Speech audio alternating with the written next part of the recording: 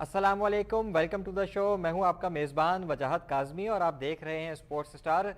Show के अंदर आज हम बात करेंगे टी20 वर्ल्ड कप के सेमीफाइनल्स मराहिल की। और सेमीफाइनल्स का आगाज़ आज से होने जा रहा है। और जो पहला सेमीफाइनल है वो इंग्लैंड और न्यूजीलैंड के दरमियान आज अबू धाबी में खेला जाएगा। और एक बहुत ही ज़बरदस्त मुकाबले की तवक्को की जा रही है दोनों टीमों के दरमियान।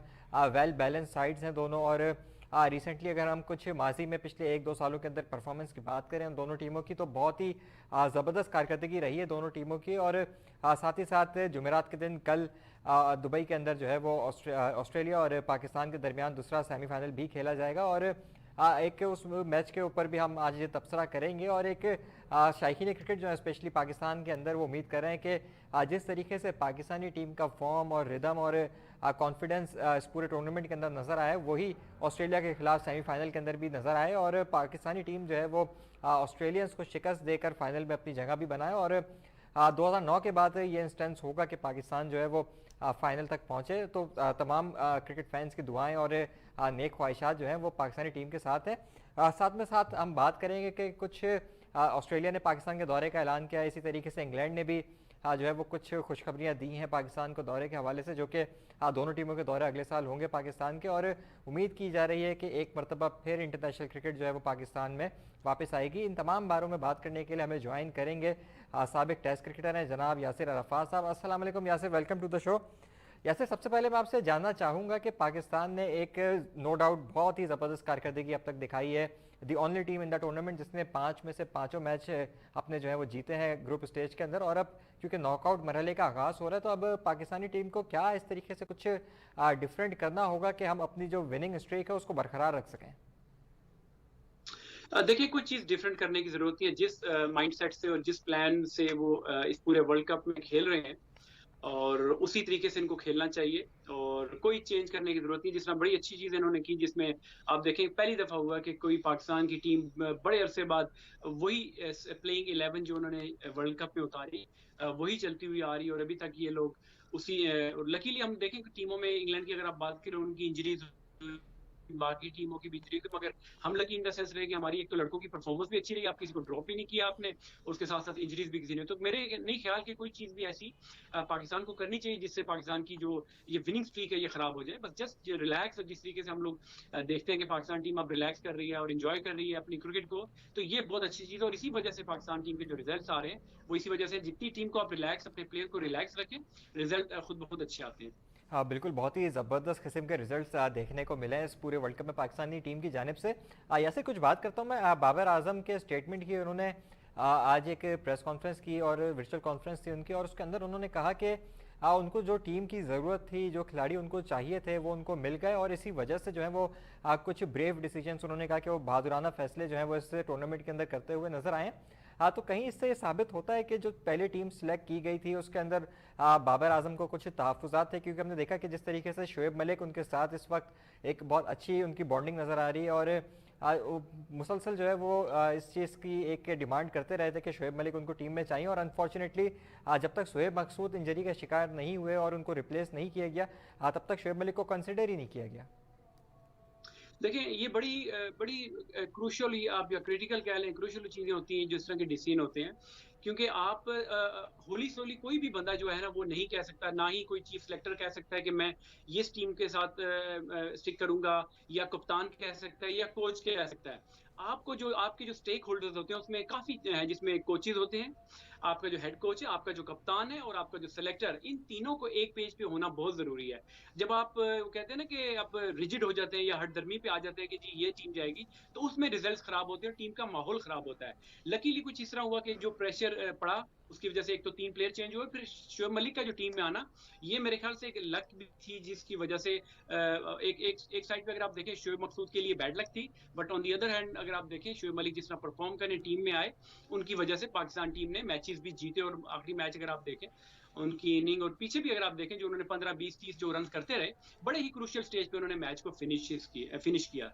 तो आप देखिए, वन मैन शो नहीं होता, ये सब लोगों की कलेक्टिव एफर्ट होती है, और हमें कभी भी ऐसी गलती दोबारा भी नहीं करनी चाहिए कि आपको जब भी कोई इस तरह का इवेंट हो, आप सब लोगों को एक पेज पे, एक टेबल पे बैठ के डिस्कस करना चाहिए कि पाकिस्तान टीम के लिए बेहतर जो 14 या 11 प्लेयर जो खेलने वाले हैं वो कौन से हैं। तो मेरे ख्याल से बाबर आजम जो प्लेयर चाहते थे, और उनकी वो राइटली सो उन्होंने बिल्कुल सही कहा कि उनको जो प्लेयर चाहिए थे, एक्सपीरियंस चाहिए थे, और आईसीसी इवेंट और वर्ल्ड कप जो होते हैं आपको एक्सपीरियंस प्लेयरों के साथ ही जाना पड़ता है। तो बाबर ने जो उनकी ख्वाहिश थी वो प्लेयर आए, और जब आए उसके बाद मजे की बात ये हुई कि उन लड़कों ने फिर परफॉर्म भी किया। तो ये आइसिंग ऑन द केक हो गया, और पाकिस्तान टीम उसी वजह से, जो आप देखें जो परफॉर्मेंसेस कर रही हैं, और हम सब लोग पाकिस्तान टीम भी और जो हम देखने वाले भी लोग हैं आउटसाइड ड्रेसिंग रूम या टीम के बाहर के लोग भी जो हैं, वो फील कर रहे हैं कि पाकिस्तान टीम बड़े अरसे बाद एक रिलैक्स एक यूनिट नजर आ रही है। बिल्कुल आपने दुरुस्त बात की कि वन पेज पे होना बहुत ज़रूरी है, मैनेजमेंट का भी और कप्तान का भी।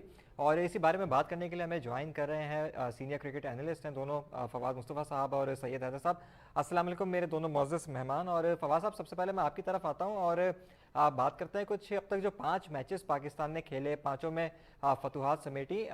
पाँचों मैचेस के अंदर हमने देखा कि मैन ऑफ द मैचेस जो हैं वो, जो प्लेयर ऑफ द मैच के अवार्ड से वो 5 मुख्तलिफ खिलाड़ियों को मिले। तो ये एक खुशाइंद बात है कि जो दीगर तमाम खिलाड़ी हैं टीम के अंदर 11 के 11 वो एफर्ट्स कर रहे हैं और अपना जो किरदार है उनका वो जो है वो ठीक तरीके से अदा करने की कोशिश कर रहे हैं। जी बिल्कुल, इस किसी भी टीम की कामयाबी के लिए ज़रूरी यही होता है कि टीम के ज़्यादा से ज़्यादा प्लेयर परफॉर्म करें, क्योंकि नॉकआउट स्टेज पे जब आप जाते हैं तो बेसिकली वही टीम कामयाब होती है जो एज अ टीम परफॉर्म करके वहां पर पहुंचती है।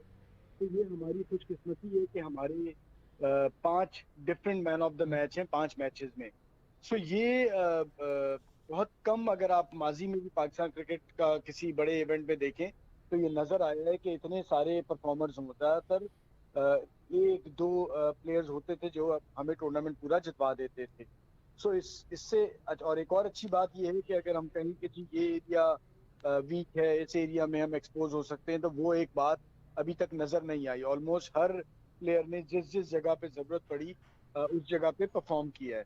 सो ये खुश आइन बात है। ओवरऑल ये क्रिकेट है, क्रिकेट में आप कुछ कह नहीं सकते, बड़ी बड़ी टीमें बड़ा अच्छा कर रही होती हैं और उस दिन अगर नॉकआउट मैच जैसे हमारा है बाज़ वक़्त आप नहीं परफॉर्म कर पाते तो ये भी खेल का हिस्सा है। लेकिन ज्यादातर जिस किस्म की परफॉर्मेंस पाकिस्तान करके आ रही है, इस किस्म की टीमें इवेंट जीता करती हैं। सो मुझे इसीलिए मैं होपफुल हूँ। एक अपनी ख्वाहिश होती है, एक ऐसा पाकिस्तानी या किसी भी मुल्क में आप जिसमें रहते हैं चाहते हैं कि वो जीते, लेकिन अगर हम एनालिसिस करें तो उस एनालिसिस के थ्रू भी पाकिस्तान फेवरेट बनता है। इसलिए नहीं कि मुझे पसंद है या मैं पाकिस्तानी हूँ या ये मेरी टीम है, लेकिन आप जिस जिस जगह पे देखें पाकिस्तान ने अच्छा परफॉर्म किया इस टूर्नामेंट में। बिल्कुल एक अगर हम कहें कि फ्लॉलेस कारकर्दगी रही है पाकिस्तान की अब तक और तमाम डिपार्टमेंट्स के अंदर, तो गलत नहीं होगा। हैदर साहब, आपकी तरफ मैं आऊँगा, क्या वजह देख रहे हैं आप इस तमाम तर जो हमारे खिलाड़ियों के दरमियान बड़ी ज़बरदस्त किस्म की बॉन्डिंग नज़र आ रही है और हर खिलाड़ी ग्राउंड के अंदर जान मारता हुआ नजर आ रहा है, आखिर किस रीज़न आप इसको देख रहे हैं? देखिए, लीडरशिप है इस वक्त जो सबसे मेन थिंग है जिसने टीम को बना के रखा हुआ है, वो लीडरशिप है बाबर आजम की कप्तानी। बाबर आजम जो है वो बहुत ही समझदार इंसान है, सुलझे हुए इंसान है, और उन्होंने वो इस बात को माजी में देख चुके हैं कि सीनियर्स और जूनियर्स के दरमियान जो गैप रहता था और कप्तान उसको सही तरह कवर नहीं कर पाता था, उन्होंने उसको बड़े अच्छे तरीके से संभाला हुआ है। इस वक्त पाकिस्तान टीम में आप देखें तो दो ऐसे प्लेयर्स हैं जो बहुत ही ज्यादा सीनियर है। शायद हो सकता है बाबर आजम ने जब क्रिकेट शुरू भी नहीं की जब से ये खेल रहे हैं, तो उन्होंने उनको भी मेंटेन किया है और जूनियर्स के साथ को साथ लेके चलना है। दूसरी बात यह है, एक तो पाकिस्तान की लीडरशिप बहुत अच्छे हाथों में, दूसरी बात यह है कि जो दूसरी टीमें हैं, हम पाकिस्तान टीम की परफॉर्मेंस को 100 ऑफ 100 दे सकते हैं कि उन्होंने अपनी 100% परफॉर्मेंस, लेकिन दूसरी टीमों ने किसी ने भी 100% परफॉर्मेंस नहीं दी है। आप इंडिया को लें, इंग्लैंड को लें, ऑस्ट्रेलिया को लें, सब में जो है उनका लैक नजर आया। वहां पे वो लोग कहीं भी किसी भी जगह जो है वो पीछे रह जाते हैं, बैटिंग में या बॉलिंग में। ये पाकिस्तान में कहीं नजर नहीं आया। आपने जो फ्लॉलेस वर्ड इस्तेमाल किया, बेऐब, बिल्कुल सही है, बिल्कुल बेऐब पाकिस्तान की जो है बैटिंग, बॉलिंग और फील्डिंग चली है। और सबसे अच्छी बात यह है कि पहली दफा पाकिस्तान टीम की फील्डिंग बहुत अच्छी है, बड़े अच्छे कैचेस पकड़े हैं उन्होंने, कोई कैचेस ड्रॉप नहीं किए हैं। ये बड़ा मैन फैक्टर होता है। माजी में जो भी टूर्नामेंट्स में मैचेस आ रहे हैं उसमें फील्डिंग का बड़ा अहम रोल रहा है। और पाकिस्तान की बैटिंग को जो इस वक्त जो इतनी मजबूत हुई उसकी वजह यह है कि पाकिस्तान की ओपनिंग बहुत अच्छी है। पहली दफा ऐसा हुआ है कि ओपनिंग इतनी अच्छी जा रही है, वरना माजी में जब भी ओपनिंग फेल होती थी, जब ओपनिंग फेल होती थी, मिडिल ऑर्डर पर प्रेशर आता था, मिडिल ऑर्डर उस प्रेशर को हैंडल नहीं कर पाता था और फिर पाकिस्तान टीम जो है वो या तो चेस नहीं कर पाती थी या बड़ा स्कोर नहीं कर पाती। तो दो तीन चीजें ऐसी हैं जो बहुत जबरदस्त हुई, एक पाकिस्तान की लीडरशिप, एक पाकिस्तान की 100% परफॉर्मेंस, और दूसरी बात यह है कि जूनियर्स और सीनियर्स के दरमियान जो बॉन्डिंग है वो बहुत अच्छी है, कोई गैप नहीं है। बिल्कुल, एक बड़ी ज़बरदस्त किस्म की बॉन्डिंग जो है वो देखने में नज़र आई है इस पूरे वर्ल्ड कप के अंदर अब तक। और यासिर, आपकी तरफ मैं आऊँगा। पाकिस्तान की तो हमने बात की क्योंकि आप इंग्लैंड में इस वक्त मुकीम हैं और इंग्लैंड और न्यूजीलैंड का आज पहला सेमीफाइनल खेला जाएगा। किस टीम को फेवरेट देख रहे हैं और इंग्लैंड के अंदर जो क्रिकेट फैंस हैं वो किस किस्म का माहौल है इस वक्त वहाँ पे? देखें, अगर इंग्लैंड की बात करें तो इंग्लैंड अगर इस वर्ल्ड कप में अल्लाह ना करे फाइनल जीते, अगर आज तो जीते बेशक, मगर फाइनल अगर पाकिस्तान पहुंचे, मेरी दुआ है कि पाकिस्तान जीते। अगर वो जीतता है तो वो हिस्ट्री क्रिएट करने जाएगा कि 50 ओवर का वो 2 साल पहले वो जीते 50 ओवर वर्ल्ड कप, और अब इसमें कंटेंडर है। अभी तक देखिए टूर्नामेंट में बड़ी अच्छी क्रिकेट उन्होंने खेली है। मगर अगर आप देखें इंग्लैंड की, अगर आप बात करें इंग्लैंड की जो स्ट्रेंथ है वो जो उनकी बैटिंग, जो एक्सप्लोसिव बैटिंग है, आप देखें कितना डीप डाउन जाके वो बैटिंग उनकी जाती है, और वो कभी भी जो है वो अपना जो रन रेट जो उनका प्लान होता है उससे रुकते नहीं। बेशक पावर प्ले में उनके 2 से 3 प्लेयर भी आउट हो जाए, मगर उनके पास फिर भी ऐसे प्लेयर हैं जैसे ऑन मॉर्गन आते हैं और फिर बटलर बाद में बैटिंग करने आते हैं, तो उनके पास बहुत जो उनकी स्ट्रेंथ है वो बैटिंग है। वेरेज अगर न्यूजीलैंड की अगर आप बात करें तो न्यूजीलैंड की जो strength lies in their fast even bowling, not just fast bowling, क्योंकि उनके स्पिनर्स भी अगर आप देखें इश सोदी हैं, सेंटर है बड़ी अच्छी, वो भी बॉलिंग कर रहे हैं, और टूर्नामेंट बड़े इकोनॉमिकल, दोनों बॉलर्स बड़े इकोनॉमिकल और विकेट टेकिंग भी हैं। तो मैच बड़ा अच्छा होगा। मगर ये है कि देखिए दुबई में, सॉरी अबू धाबी में मैच हो रहा है, बाउंड्रीज थोड़ी बड़ी हैं वहां पे, थोड़ा सा जो इनकी न्यूजीलैंड की जो बॉलिंग है, उनकी जो पेस, उनकी बोल्ट हैं और उसके बाद सऊदी हैं, तो उनकी जो पेस है वो बिगर बाउंड्रीज की वजह से यू नेवर नो कि इनके जो इंग्लैंड के प्लेयर्स हैं उनको थोड़ा सा मुश्किल टाइम दें। मगर अगर ये 160 अबव कर जाते हैं पहले बैटिंग करके इंग्लैंड, तो मेरे ख्याल में न्यूजीलैंड के लिए मुश्किल होगा इतना टारगेट चेज करना। बिलो 150 उनकी जितनी बैटिंग है, क्योंकि बैटिंग में उनका केन विलियमसन है, और अगर ऊपर से गप्टिल चल जाते हैं, अदरवाइज जितनी स्ट्रेंथ इंग्लैंड की बैटिंग में है न्यूजीलैंड के पास नहीं है। तो बड़ा ही क्रूशियल होगा टॉस अगेन, उसका जिस तरह फैक्टर होता है, और जो टॉस जो ट्रेंड चलता हुआ आ रहा था वो यही था कि जो टीम टॉस जीती थी वो बॉलिंग करती है, तो टॉस भी बड़ा वाइटल प्ले करेगा आज के मैच में। टॉस एक इम्पॉर्टेंट रोल अदा करेगा। फवाद साहब, आपकी तरफ मैं आऊँगा। जिस तरीके से यासिर भाई ने इंग्लैंड को जो है वो कहा है कि वो एक स्ट्रॉन्गर टीम नज़र आ रही है उनको, क्योंकि उनकी जो बैटिंग के अंदर डेप्थ है वो उनको जो है वो इस वक्त मैच के अंदर आज जो खेला जाएगा उसके अंदर फेवरेट इंग्लैंड दिखाई दे रहा है उनको। आपकी नज़र में जो है वो कौन सी टीम आज के मैच के लिए फेवरेट नज़र आ रही है आपको? देखिए, जेसन रॉय का अनफिट होना, लास्ट मैच जिस तरह से इंग्लैंड अपना हारा साउथ अफ्रीका, दूसरा मिडिल ऑर्डर उनका सही मायनों में दिखा नहीं सका परफॉर्म, या उनको अपॉर्चुनिटी नहीं मिली, उनका भी एक इम्तिहान होगा। तो 2-4 चीजें हैं जो थोड़ी सी इंग्लैंड को एक वक्त फेवरेट चल रहा था, पूरे मैच से जीता हुआ आ रहा था, तो वो थोड़ा सा एक उन्हें झटका जरूर लगा। फिर अबू धाबी में रात का मैच वो कोई खेले नहीं है टूर्नामेंट में, सो थोड़ा सा सीमर्स को जो देखा गया है अबू धाबी में शुरू में मदद मिलती है। सो ये कुछ चीजें हैं जो मुझे लगता है कि न्यूजीलैंड को थोड़ा सा एज देती हैं। जब आप नॉकआउट स्टेज पे 2 टीमें खेलती हैं जिस तरह से पहुंचती हैं, ये कहना बड़ा मुश्किल होता है कि कौन सी टीम जीत जाएगी। टॉस सबसे वाइटल है, उसके बाद अगर टॉस इंग्लैंड जीतता है तो इंग्लैंड के चांसेस ज्यादा अच्छे हो जाएंगे, वरना मुझे न्यूजीलैंड लगता है कि सरप्राइज तो इसे नहीं कहेंगे, कि थोड़ा सा एक एज है, जेसन रॉय को मिस करेंगे इंग्लैंड। हैदर साहब, आपकी तरफ मैं आऊँगा। 1-1 से यहाँ पे टाई हो गया है। यासिर भाई कहते हैं कि इंग्लैंड फेवरेट है और फवाद साहब को जो है वो थोड़ा सा लग रहा है कि न्यूजीलैंड को एज हासिल है, क्योंकि जेसन रॉय जो उनके बैट्समैन हैं वो इंजरी का शिकार हो गए हैं और उनकी रिप्लेसमेंट आ गई है टीम के अंदर। तो आप किस तरीके से देख रहे हैं आज के मैच को? देखिए, मैं ये तो प्रेडिक्शन नहीं कर सकता कि कौन जीतेगा, ये तो जब मैच खत्म होगा तभी पता चलेगा।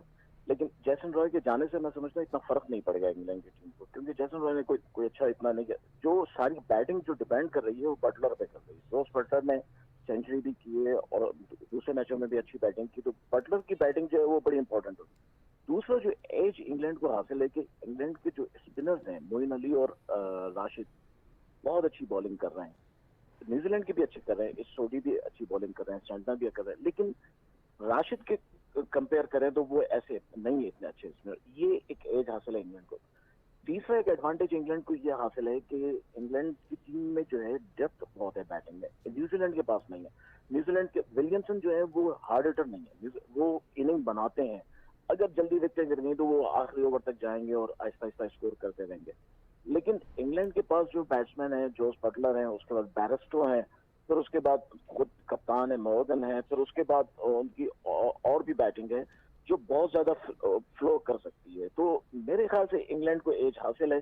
लेकिन न्यूजीलैंड की टीम देखें, जो वर्ल्ड कप का फाइनल हुआ था उसमें जीता हुआ मैच हार गई थी, तो कुछ लक भी न्यूजीलैंड की मैं समझता हूँ इंग्लैंड के मुकाबले में कमजोर ही रही है। हो सकता है कि आज भी शायद वो अपनी लक जो है वो उसको ना हासिल कर सकें, लेकिन अगर न्यूजीलैंड जीत जाती है तो ये एक बहुत अच्छा मैच हमें देखने को मिलेगा, क्योंकि न्यूजीलैंड अगर जीतेगी तो बहुत सख्त मुकाबले के बाद जीतेगी। बिल्कुल, obviously it's really hard to predict, लेकिन उम्मीद की जाएगी कि एक अच्छा क्लोज कॉन्टेस्ट देखें और अच्छी क्रिकेट देखने को मिले। यासिर, आपकी तरफ मैं दोबारा आऊँगा और बात करते हैं कुछ पाकिस्तान ऑस्ट्रेलिया के सेमीफाइनल की जो कल दुबई में खेला जाएगा। अब तक की जो परफॉर्मेंस रही है पाकिस्तान की, हमने उसके बारे में बात की और ऑब्वियसली एक बहुत अच्छी स्ट्रॉन्ग साइड पाकिस्तान की इस वक्त बनी हुई है और उम्मीद की जा रही है कि वो अच्छा परफॉर्म करेगी। अगर हम कुछ बात करें ऑस्ट्रेलियन टीम की, तो वो जब टूर्नामेंट का स्टार्ट हुआ था तो वो उस लेवल की उनकी परफॉर्मेंस नहीं थी जिस लेवल की परफॉर्मेंस हम ऑस्ट्रेलिया की हमेशा से देखते आए हैं, लेकिन ग्रेजुअली उन्होंने प्रोग्रेस किया और सेमीफाइनल तक वो पहुंचने में कामयाब हो गए। किस किस्म का मुकाबला देख रहे हैं आप? देखिए, इसमें बड़ा ही की होगा, जो मुकाबला देखने का होगा वो शाहीन अफरीदी और हारिस रऊफ की जो पेस और स्विंग अर्ली ऑन हमें हमारे लिए बड़ा इंपॉर्टेंट होगा कि जो शाहीन को जो स्विंग मिलती है विद अ न्यू बॉल और especially with to the right hander, उसमें आपने देखा होगा इंडिया के खिलाफ अगर हमने पाकिस्तान ने वो मैच जीता, उसमें मेरे ख्याल से 50% जो 2 डिलीवरीज शाहीन अफरीदी ने किया राहुल को और उसके रोहित शर्मा को जो आउट किया, मेरे जो अंदाजा, हर बंदे की अपनी राय होती है, मगर मेरी जो राय है वो ये है कि Shaheen Afridi is going to be very crucial. उसकी जो स्विंग है वो बहुत जरूरी होगी। शाम का मैच और definitely with the white ball 1-2 over जो होता है वो स्विंग होता है, और उसका जो मुकाबला होगा वहां से डेविड वार्नर और अरुण फिंच के दरमियान होगा, और दोनों ही प्लेयर बड़े ही फॉर्म में है। डेविड वार्नर को अगर आप देखें वो बेहतरीन प्लेयर है। उसके बाद मुझे लगता है कि ऑस्ट्रेलिया की जो आपने बात की ना कि टीम की परफॉर्मेंस बेहतर होना शुरू हुई, मुझे लगता है कि जस्टिन लैंगर जो उनके हेड कोच है, उन्होंने जो प्लानिंग या जो इसके जो स्ट्रेटेजी थी थोड़ी सी चेंज की, उन्होंने बैटिंग ऑर्डर जो चेंज किया। देखिए, एक छोटा छोटा जो स्टेप होता है आपकी टीम में, आपकी मैनेजमेंट जब करती है उसका बहुत बड़ा इफेक्ट होता है टीम की परफॉर्मेंस पे। और यहाँ पे जो एग्जांपल मौजूद है कि जब उन्होंने 1 डाउन मिचेल मार्श को भेजना शुरू किया, बैक टू बैक उन्होंने 50s की, टीम को मुश्किल हालात से निकाल के मैचेस फिनिश किए और जिताए, तो ये बड़ी ही क्रिटिकल होती है। और दूसरा ये कि अभी जो बात हो रही थी, देखिए क्रिकेट बिल्कुल सही बात है कि ऑन द पेपर समटाइम हम बात, जिस तरह इंडिया एग्जांपल हमारे पास सामने इंडिया की है कि हम कहते हैं कि इंडिया की टीम बड़ी स्ट्रांग है, अच्छी क्रिकेट खेली है, मगर क्रिकेट पेपर पे नहीं खेली जाती, क्रिकेट जो है ग्राउंड में खेली जाती है।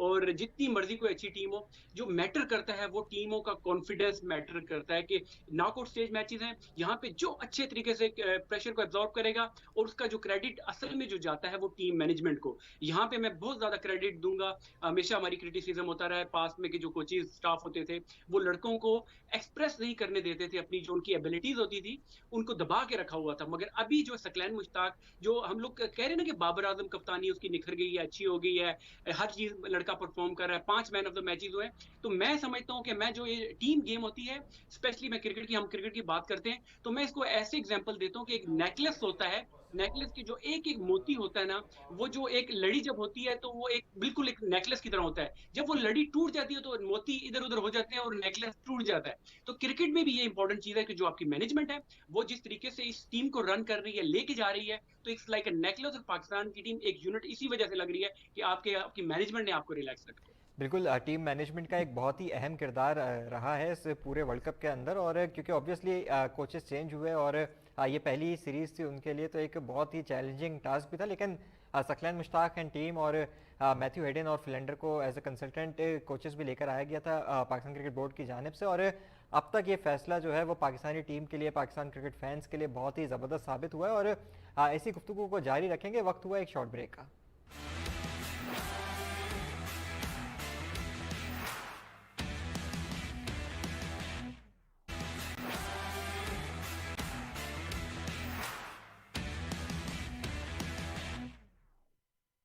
Welcome back. ब्रेक पे जाने से पहले हम बात कर रहे थे कुछ सेमीफाइनल्स की और पाकिस्तान ऑस्ट्रेलिया का जो मैच कल खेला जाएगा उसके ऊपर यासिर भाई जो है वो अपने एनालिसिस पेश करे थे। और अब फवाद साहब मैं आपकी तरफ आऊँगा और ये जानना चाहूँगा कि मैथ्यू हेडन ने भी क्योंकि एक वर्चुअल कॉन्फ्रेंस की और उसके अंदर उन्होंने डीन जोन्स का जिक्र किया और उन्होंने कहा कि वो बताया करते थे उनको कि पाकिस्तान के अंदर किस कदर जो क्रिकेट का क्रेज़ है वो मौजूद है और ये जो तमाम पाकिस्तानी प्लेयर्स हैं वो उनके लड़के हैं। और साथ में उन्होंने ये भी जिक्र किया कि जिस तरीके से इस्लाम ने और दीन ने इन लड़कों के दरमियान जो बॉन्डिंग क्रिएट की है वो एक मिसाल अपने आप है। और किस तरीके से देख रहे हैं उनके स्टेटमेंट को?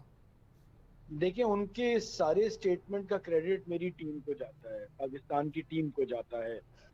जो कुछ भी लड़के कर रहे हैं वो सिर्फ दिखाने की बात नहीं है, वो प्रैक्टिकली उस चीज को इम्प्लीमेंट भी कर रहे हैं। माजी में भी इस किस्म का माहौल रहता था, लेकिन बाज वक़ात प्लेयर्स के बिहेवियर से वो चीज नहीं नजर आती थी। इन लड़कों की जो ऑफ द फील्ड जो कुछ कर रहे हैं, ऑन द फील्ड भी उसी तरह से नजर आ रहे हैं, जिसको उन्होंने ऑब्वियसली बहुत ज्यादा पसंद किया। मैं बात करूंगा जो यासिर अरफात ने अभी बात की टीम की मैनेजमेंट के हवाले से। अभी भी हमारे यहाँ ज्यादातर नाम लिया जा रहा है जो हमारा एक फॉरेन क्रिकेटर से मोहब्बत है, और हमें एक हमारा माजरत के साथ जो हमें नजर भी आता है कि हम ज्यादातर बड़ा जल्दी फॉरेन कोचेस से और फॉरेन क्रिकेटर से बहुत ज्यादा इम्प्रेस हो जाते हैं। हम अपने एक कोच की जो अच्छा क्रिकेटर रहा है, लेकिन वो जो सो कॉल्ड बड़े बड़े नाम आते हैं उनसे थोड़ा सा नीचे रखा जाता है, उसकी तारीफ क्यों नहीं कर रहे। एक चेंज हुआ है, वो एक कोच आया है जो फ्रंट से लीड इसलिए कर रहा है कि वो प्लेयर्स को अपॉर्चुनिटी दे रहा है।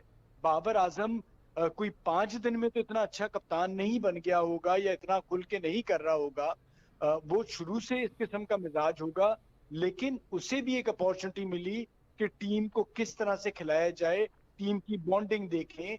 इतने बड़े बड़े प्लेयर साथ खेल रहे हैं जिनकी उम्रें 40 साल हैं, जिनके 20-20 साल के एक्सपीरियंस है, और वो बच्चे भी खेल रहे हैं जिन्हें 2 साल खेलते हुआ है।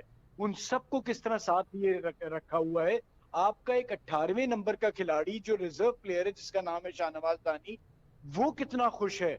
मैं किसी भी आदमी को कहता हूं, अगर किसी की टीम का और टीम मैनेजमेंट का सही इम्तिहान है ना, तो देख लो वो रिजर्व प्लेयर्स को कैसे ट्रीट कर रहा है और वो कितने सेटिस्फाइड हैं। बिकॉज वो लोग होते हैं कि जिन्हें खेलने का मौका नहीं मिलता और उन्हें बहुत ही साइड लाइन कर दिया जाता है, लेकिन वो भी उस टीम में उतना ही इन्वॉल्व है, वो भी उस टीम के लिए जहां जहां खुश हो सकते हैं वो हो रहे हैं। सो वो प्लेयर्स हैं जिनको टीम मैनेजमेंट या कप्तान बात करता है। उन्हें खिलाने का तो कोई चांस नहीं होता, लेकिन उन्हें इतना इन्वॉल्व टीम के साथ किया हुआ है कि जब आने वाली सीरीज में या जब वो खेलेंगे तो वो बड़े जज्बे के साथ खेलेंगे। तो ये शॉर्ट टर्म प्लानिंग नहीं है, ये बेसिकली लॉन्ग टर्म प्लानिंग है, और शॉर्टर फॉर्मेट की के लिए एक ऐसा माहौल बनाया जा रहा है कि अब जो भी आए, जकलैन तो इस वक्त हेड असिस्टेंट हेड कोच है, पता नहीं आगे क्या होता है, लेकिन उन्होंने एक समा बना दिया है, एक ऐसा माहौल दे दिया है कि अगर आने वाला उसको चलाना चाहेगा तो उसको बहुत आसानियां होंगी। वो पीछे वालों पे आके बात नहीं करेगा। ना सकलैन ने किसी पीछे वाले के बारे में बात की कि जी टीम में ये नहीं था वो नहीं था, बिकॉज हमारा काफी एक हमारा इशू है कि हम जैसे ही संभालते हैं टीम, हम पिछले वालों के बारे में कोई ना कोई बुरी बात शुरू कर देते हैं। उन्होंने कतई तौर पे ये नहीं किया। सो ये एक बहुत जल्दी ये काम हुआ है जो आपको नजर आ रहा है। जो भी रिजल्ट निकले, आपका लड़का मुझे पता है ग्राउंड में लड़ेगा, आपका लड़का 100% देगा, बाकी जो रिजल्ट आना है वो एक अलग चीज है, लेकिन ये एक खुशाइन चीज है जिसका हमें फ्यूचर में पाकिस्तान क्रिकेट को फायदा होगा। बिल्कुल, एक बहुत ही ज़बरदस्त किस्म का प्रेसिडेंट यहाँ पे सेट हुआ है। और हैदर साहब आपकी तरफ मैं आऊँगा, कुछ डिस्कस करते हैं मैच को। और अगर हम बात करें, क्योंकि दुबई का स्टेडियम है, स्पिनर्स ऑस्ट्रेलिया के अगेंस्ट कितने यूजफुल साबित हो सकते हैं पाकिस्तान के। और क्योंकि डेविड वार्नर जो है वो ऑस्ट्रेलिया की तरफ से इनिंग्स का आगाज़ करते हैं, तो मोहम्मद हफीज़ को कहीं हम कोई रोल प्ले करते हुए देख सकते हैं ड्यूरिंग द पावर प्ले? जी हाँ, बिल्कुल। हफीज जो है वो लेफ्ट हैंडेड बैट्समैन के खिलाफ काफी कामयाब रहते हैं। लेकिन उससे पहले मैं एक बात करना चाहूंगा, अगर आप इजाजत देंगे। अभी जो कोचेस की बात हो रही है, जैसे कि आपने कहा कि मैथ्यू हेडन ने जो है बयान दिया कि वो पाकिस्तान टीम के नज़्म ज़ब्त से बहुत मुतासिर हैं। मुझे एक बात समझ में नहीं आती, यासिर अरफात भी यहाँ बैठे हैं और फवाद मुस्तफा साहब भी, ये जो फॉरेन कोचेज हैं, जब ये कोचेज बनते हैं पाकिस्तान टीम के, तो उन्हें पाकिस्तान टीम जो है वो सितारों से भी आगे नजर आने लगती है। जब ये कोचेस नहीं होते हैं तो दिल भर के जो है क्रिटिसाइज करते हैं पाकिस्तान के सिस्टम को, टीम को। ये चीज जो है ये समझने की जरूरत है, आखिर हम क्यों सिर्फ गोरों को ही या जिनके नाम पाकिस्तानी नहीं है बाहर के लोग उन्हीं को क्यों कोचेस बनाना चाहते हैं। मेरी आज तक अभी तक समझ में नहीं आया कि वेरन फ्लैंडर्स को साउथ अफ्रीका के किस लिए कोच बनाया गया। वेरन फ्लैंडर्स जिस किस्म की बॉलिंग करते हैं उस टाइप का तो पाकिस्तान में एक भी बॉलर नहीं है, और वो एक अंदाज से बॉलिंग करते हैं। इससे बेहतर ये होता है, मैं समझता हूँ यासिर अरफात बैठे हैं, मैं सामने उनकी तारीफ नहीं करना चाहता हूँ, लेकिन he is one of the best coach in England. आप यासिर अरफात से फायदा क्यों नहीं उठाना चाहते हैं? आपने सखलेन मुश्ताक से उठाया, सखलेन मुश्ताक का सारा कैरियर जो है पाकिस्तान से बाहर कोचिंग करते हुए गुजरा था, आप उनको लेकर आए, आपने तब्दीली देख ली। आपने उससे पहले जो है दूसरे कोचेस जो है गोरे कोचेस यहाँ पे ला के बैठाए, वो कुछ भी नहीं कर पाए, टीम को और खराब करके चले गए। सखलेन मुश्ताक ने आके यहाँ पे टीम बना दी। ऐसे जो हमारे पाकिस्तानी जो बाहर कोचिंग कर रहे हैं, उनका एक्सपीरियंस है, यासिर अरफात हैं या और भी जो भी हैं, उनको रमीज राजा साहब को चाहिए कि उनको लाएं, शॉर्ट टाइम ड्यूरेशन के लिए लाएं, यहाँ पे उनको टीम के साथ अटैच करें। वो अपना एक्सपीरियंस भी ट्रांसफर करेंगे, शिफ्ट करेंगे, वो अपना टैलेंट भी ट्रांसफर करेंगे और दूसरे प्लेयर्स को जो है वो पॉलिश भी करेंगे। ये दोनों तीनों चार चीजें साथ होंगी, फिर लैंग्वेज जो बैरियर है वो भी खत्म होगा। अब मुझे पता नहीं मैथ्यू हाइडन की इंग्लिश जो है वो किस तरह पाकिस्तानी प्लेयर समझते होंगे, आई डोंट नो, क्योंकि ऑस्ट्रेलियन इंग्लिश को समझना ये भी एक बड़ा मसला है। किसी बॉलर की यॉर्कर को खेलना शायद आसान है, ऑस्ट्रेलियन की इंग्लिश को समझना मुश्किल है। बहरहाल, लेकिन इसमें मैं ज्यादा नहीं बोलना चाहता। आपको जो सवाल था कि स्पिनर्स जो है वो David Warner left handed batsman है, तो हफीज यकीनी तौर पर एक अच्छे बॉल अटैकर साबित हो सकते हैं उनके सामने, और हफीज का रोल काफी इस मैच में बड़ा की होगा पाकिस्तान के लिए अगर वो अच्छी बॉलिंग करने में कामयाब हो जाते हैं, जैसे कि उन्होंने पहले मैच में इंडिया के खिलाफ बॉलिंग की थी। तो ये अब पाकिस्तान की मैनेजमेंट को तय करना है कि हमने कहां से अटैक करना है, क्योंकि अटैक अगर आप करेंगे, ऑस्ट्रेलिया की टीम वो वाहिद टीम है दुनिया में जो जैसी भी सिचुएशन हो वो अटैक करने पे यकीन रखती है, और अगर कोई उन पर अटैक करे तो वो परेशान होता है। तो पाकिस्तानी टीम को जो है एग्रेसिव क्रिकेट खेलनी होगी, ये बहुत जरूरी है। हाँ बिल्कुल, अग्रेसिव क्रिकेट खेलनी होगी। यासिर भाई, आपकी तरफ मैं आऊँगा और बात करेंगे कुछ पाकिस्तान के दौरा है बांग्लादेश की, जो कि T20 वर्ल्ड कप खत्म होने के फ़ौरन बाद शुरू हो जाएगा और पाकिस्तानी टीम दुबई से ही जो है वो रवाना होगी ढाका के लिए। टीम का ऐलान कर दिया गया है 15 रुकनी स्क्वाड का, और मोहम्मद हफीज़ ने उस दौरे से जो है वो अपने आप को विड्रॉ कर लिया, और उनका कहना ये था कि वो किसी नौजवान खिलाड़ी को मौका देना चाहते हैं इस दौरे के अंदर, और इफ्तिखार अहमद ने उनको रिप्लेस किया है। नेशनल T20 कप के अंदर बड़ी उनकी ज़बरदस्त कारकर्दगी रही थी और प्लेयर ऑफ द टूर्नामेंट का अवार्ड भी उन्हीं को मिला था। और एक हैरानकुन डेवलपमेंट ये हुई कि शोएब मलिक का नाम जो है वो उस 15 रुकनी स्क्वाड के अंदर शामिल है। मतलब हम ये समझें कि वो रिटायरमेंट लेने का अभी फिलहाल उनका कोई इरादा नहीं है। देखिए, शोएब मलिक की अगर बात करें तो अगर वो देखिए जिस तरीके से परफॉर्म कर रहे हैं, उनकी फिटनेस भी है, फील्डिंग वगैरह जो भी अच्छी करते हैं, बॉलिंग भी करते हैं, तो उन पे तो अगर उनकी परफॉर्मेंस अच्छी ना होती तो फिर तो वो आप उनको कह भी सकते थे या वो खुद भी डिसाइड कर लेते। मगर जब वो परफॉर्म कर रहे हैं, आप किसी को फोर्सफुली नहीं, एक बंदा आप पाकिस्तान को 20 साल सर्व करता है, 22 साल सर्व करता है, आप फोर्स नहीं कर सकते। अगर हाँ, जिस तरह आपको उनको ड्रॉप किया हुआ था 2 साल या 1.5 साल पीछे नहीं खिलाया, बिल्कुल राइटली सही था, क्योंकि वो परफॉर्म नहीं कर रहे थे। अब सिचुएशन ऐसी बनी कि वो इंजरी और वो टीम में आ गए, और अब जब परफॉर्म करें, अब देखिए, अब आप ड्रॉप नहीं कर सकते उनको, आपको लेके जाना पड़ेगा विद इन अ ईयर। आपके नेक्स्ट ईयर दिसंबर में आपका अनदर वर्ल्ड कप है, तो साल में अगर आप ये शोएब मलिक इस तरह अगर खेलते रहे, हाँ ये अलग बात है कि शोएब मलिक ऑस्ट्रेलिया में जाके प्रॉब्लम उनको होगा, जिस तरह की बाउंसी ट्रैक होती है। ये इनके लिए जो हॉर्सेस फॉर कोर्सेज की मैं हमेशा बात करता हूँ, वो इस वर्ल्ड कप की हद तक तो ठीक था। अगर आपने लॉन्ग टर्म प्लानिंग करनी है तो इफ्तिखार जिस तरह जा रहे हैं, इफ्तिखार ने ऑस्ट्रेलिया में पहले भी अच्छी परफॉर्मेंस की है, और आपके पास जो साल है, इस साल आपने अपने जो अगले साल की जो आपने जो माइंड में लड़के, जिस तरह वसीम की बात होती है, हैदर अली की बात होती है, इस पूरा साल इनको पहले ही बता दो कि आप लोगों ने वर्ल्ड कप के लिए जाना है, उस तरीके से आप तैयारी करें, तो ये इंपॉर्टेंट चीज है। हैदर भाई, मुस्तफा भाई ने भी थोड़ी सी कोचिंग की बात की, तो मैं तो इस सिस्टम की वो क्या कहते हैं, ज्यादती और सबसे गुजरा हूँ, और हर किस्म के कोचेज के अंडर में रहा हूँ। फॉरेन कोचेज, मैं थोड़ी बहुत जो क्रिकेट पाकिस्तान के लिए खेला हूँ, मैं आपको फ्रेंकली बताता हूँ, मैं फॉरेन कोचेज के अंडर ही खेला हूँ। ये हमारी बात होती है ना कि हमारे अपने लेजेंड्स इतने बड़े बड़े स्टार हैं, और उनसे काम देखिए, हर बंदे ने कोचिंग कर ली है, और आपने उसका रिजल्ट भी हमारे लोगों का देखा होगा कि किस तरह पाकिस्तान की टीम टूटती रही, लोगों ने रिटायरमेंट अनाउंस की और उसके बाद उन लोगों का नाम लिया। हमारा तो ये है ना कि प्रॉब्लम ये है कि वो अभी तक मैं का जो इशू है ना, वो खत्म ही नहीं हो रहा, ईगो जा ही नहीं रही। अभी भी एक वो बात चल रही है, स्कैंडल चल रहा है, उसमें भी अभी भी यही चीजें चल रही हैं। और हमें जो है, देखिए, अब फॉरेन कोचिंग और खेलने की और ना खेलने की जो बात होती है ना, मेरी बात कर रहे हैं हैदर भाई, तो देखिए मैं खुद समझता हूँ, ठीक है, मैं क्वालिफिकेशन कर रहा हूँ, मैंने सारे फॉर्मेट्स और हर किस्म की क्रिकेट खेली हुई है, ग्रास रूट से खेली है, मगर मैं खुद समझता हूँ कि मुझे अभी इंटरनेशनल लेवल की कोचिंग के लिए मैं खुद रेडी नहीं हूँ। ये देखिए, ये स्टेप बाय स्टेप चीजें होती हैं। मैं समझता हूँ मैं अभी जूनियर लेवल की क्रिकेट के लिए बेहतरीन मैं अपनी प्रोडक्शन में प्रोडक्टिविटी दे सकता हूँ। मेरे अगर आप देखें ना, फॉरेन की हम जब बात करते हैं, उनका और हमारे प्लेयर लोगों का फर्क ही ये होता है। मुस्तफा भाई ने बात जो की ना कि जो शाहनवाज धानी जो है वो 18वां जो प्लेयर है हमारा, वो भी रिलैक्स लग रहा है। उसका रीजन यही है, मैं देखिए बॉब वुलमर के दौर में मैं टीम में था, तो मैं टीम में मैं 11 में नहीं भी होता था, तो मुझे ये बॉब वुलमर अलहदा जाके मुझे थ्रो डाउन करता था, मुझे प्रैक्टिस करवाता था। मेरा जब हमारे अपने सो कॉल्ड लेजेंड्स आके कोचिंग में आते हैं, वो अपने 3-4 प्लेयर पिक कर लेते हैं, उन्हीं के साथ ट्रेनिंग करते रहते हैं और बाकी को वो लिफ्ट ही नहीं कराते। प्रॉब्लम यहाँ पे आता है। और फाद भाई ने बिल्कुल अच्छी बात की कि जब आपका इंपॉर्टेंट चीज होती है, 11 लड़के तो आपके तैयार होते हैं खेलने के लिए, जो आपकी फ्यूचर जो आपकी बेंच स्ट्रेंथ होती है, आपने उसको भी साथ साथ तैयार करना होता है। तो ये फॉरेन कोचेज की ये क्वालिटी होती है। ठीक है, लैंग्वेज बैरियर एक अलग चीज है। एज लॉन्ग एज बंदा न्यूट्रल है, काम करना जानता है, प्रोफेशनल है, उसको होना चाहिए। मेरा वो किसी भी किस तरह तो वो तो फिर बंदा, हम लोग जो काउंटियां या लीग खेलने आते हैं, वो तो फिर कहीं ना कि हमें आपकी जरूरत नहीं, हमारे पास अपने प्लेयर बहुत है। ये आप गिव एंड टेक होता है। हम लोग यहाँ पे आके सीखते हैं, काउंटी में जब खेलते हैं, ये लोग जब इधर आते हैं खेलते हैं सीखते हैं। तो ये एक प्रोसेस है, ये चलता रहता है। और आप देखिए, मैं इंग्लैंड की एग्जाम्पल आपके सामने देता हूँ। ग्राहम गुच 100+ टेस्ट मैचेस खेला हुआ है, और वो यहाँ पे सिल्वरवुड जो हेड कोच है, ये इवन ग्राम थोर्प जो है 100 टेस्ट मैचेस खेला हुआ है। सिल्वरवुड जो हेड कोच है 2 टेस्ट खेला हुआ है, वो उसके अंडर ये लोग काम कर रहे हैं, इनको कोई प्रॉब्लम नहीं है। तो यहाँ पे जो ये मिथ बनी हुई है ना, एक बंदे ने 100 टेस्ट या 50 खेले हुए, उसी ने बस आगे कोच बनना है। तो ये इसको थोड़ा बेहतर करना पड़ेगा। देखना ये पड़ेगा कॉम्पिटेंट बंदा कौन है। आपने ये नहीं वो उसके किसी की कॉन्फिडेंट बहुत है, टीवी पे बात अच्छी करता है तो इसको कोच लें, इस तरह नहीं होता। देखना ये होता है कि कॉम्पिटेंट कितना है।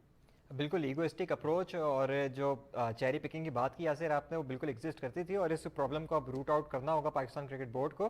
फवाद साहब, आपकी तरफ मैं आऊँगा। इंग्लिश क्रिकेट बोर्ड के चीफ इस वक्त दौरा कर रहे हैं पाकिस्तान का, और कल एक बहुत ही इंपॉर्टेंट डेवलपमेंट हुई। पहले ऑस्ट्रेलिया ने दौरा पाकिस्तान का ऐलान किया, और उसके बाद कल इंग्लिश क्रिकेट बोर्ड के चीफ एग्जीक्यूटिव ने भी जो है वो ऐलान कर दिया है कि इंग्लैंड की टीम अगले साल 2 मरतबा पाकिस्तान आएगी, और एक T20 वर्ल्ड कप से पहले आएगी और एक T20 वर्ल्ड कप के बाद 3 टेस्ट मैचेस खेलेगी। तो जो T20 सीरीज़ है, T20 वर्ल्ड कप से पहले वो पहले 5 मैचेस खेले जाने थे, लेकिन कॉम्पनसेट करने के लिए जो उन्होंने सीरीज़ कैंसिल की थी अभी T20 वर्ल्ड कप से पहले, तो उसको कॉम्पनसेट करने के लिए उन्होंने 2 T20 मैचेस का इजाफा कर दिया। तो 5 नहीं बल्कि 7 T20 मैचेस खेले जाएंगे। किस तरीके से देख रहे हैं इस डेवलपमेंट को?